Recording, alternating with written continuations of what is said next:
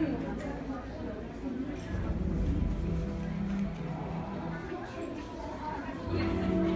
know your heart will more than it, and the men cancel you. You want to watch over. I will not be scolded by my inferior.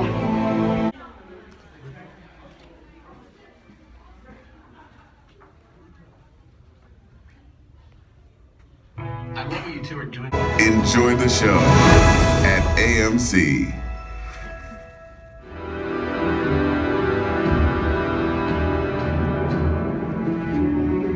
Alright guys, so I did go see First Man. I did not go see it in IMAX. I didn't feel like doing the drive all the way to the IMAX theater. But I kind of regret it now, especially after that third act. But it's whatever. I'll probably just go see the last 20 minutes of this movie in IMAX if I ever do go to that theater within the next week. But anyways, in First Man is basically an inside look of Neil Armstrong's personal backstory leading up to him being the very first man to step foot on the moon.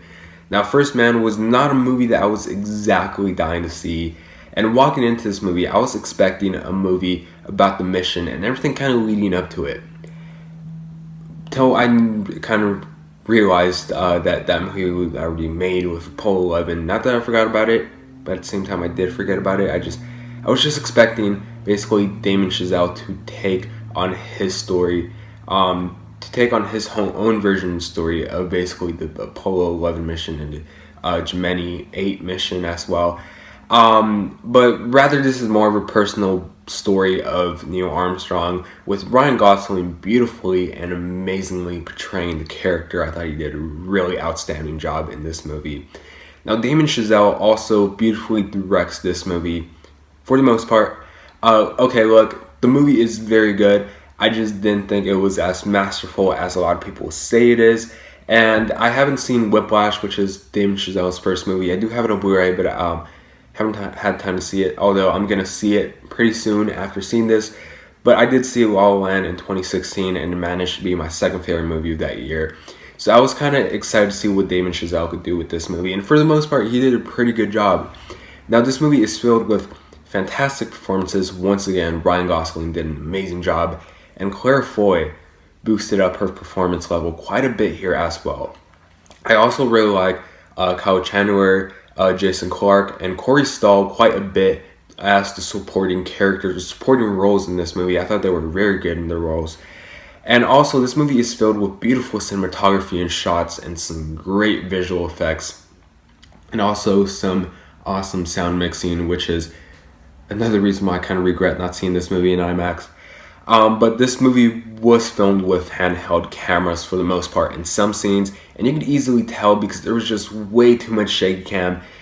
There's this scene in the second act where they just go on one of the first tests where they just kind of launch one of the first ships out to, not to space, but the atmosphere. And that scene used shaky cam to an extreme, perhaps a bit too much, because it literally made my eyes tired and dizzy.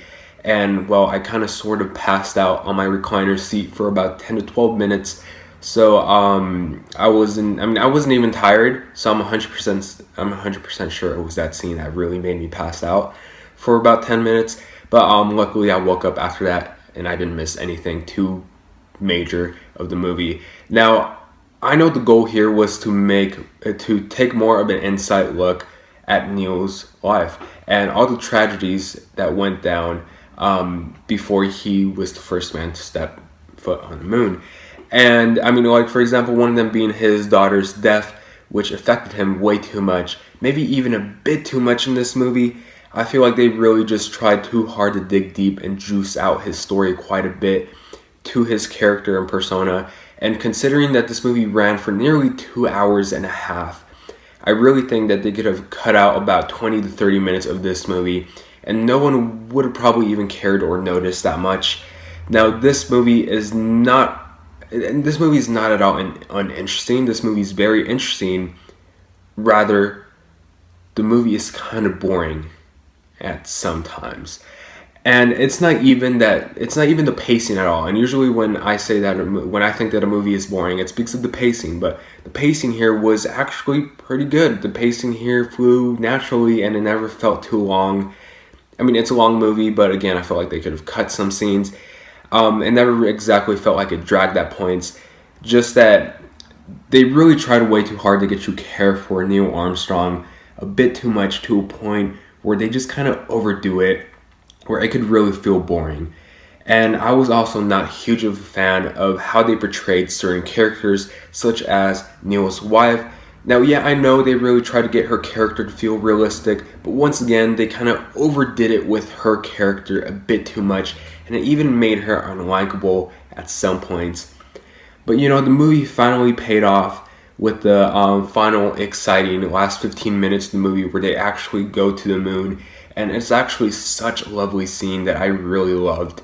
And I loved it even more when Neil, I'm not going to spoil it, but Neil does something truly heartwarming and special and very sad at the same time in the moon, that it's just really touching. And again, I won't give away what happens, but it's nice, even whether it's actually true or not, whether he actually did it, because they did interview the son. I think it was ABC that interviewed the son, Neil Armstrong's son, and they asked him about that scene, and he doesn't know whether Neil Armstrong actually did it or not.